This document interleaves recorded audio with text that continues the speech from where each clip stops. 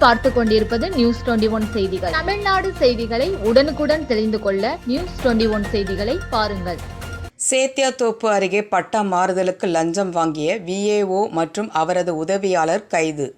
கடலூர் மாவட்டம் சேத்தியாத்தோப்பு அருகே வாக்கூர் கிராம நிர்வாக அலுவலகத்தில் அதே ஊரை சேர்ந்த தேர் விஜயன் என்பவர் பட்டா மாறுதல் செய்ய வேண்டுமென வந்தார். இந்நிலையில் விஏஓ சதீஷ்குமார் மற்றும் அவரது உதவியாளர் ரமேஷ் ஆகியோர் 6000 ரூபாய் பணம் வேண்டுமென கேட்டுள்ளனர். இதனையடுத்து அதிர்ந்த தேர் விஜயன் கடலூர் மாவட்ட லஞ்ச ஒழிப்புத்துறைக்கு தகவல் அளித்தார்.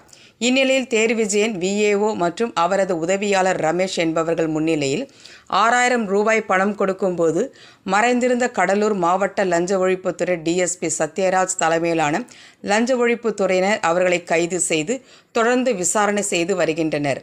ஊழியர்களும் லஞ்சம் வாங்கி ஊழலில் தொலைத்து வருவது எங்கும் நிறைந்திருக்கிறது என கிராம மக்கள் வேதனையோடு தெரிவித்து வருகின்றனர். நியூஸ் 21 செய்திகளுக்காக முருகானந்தம்.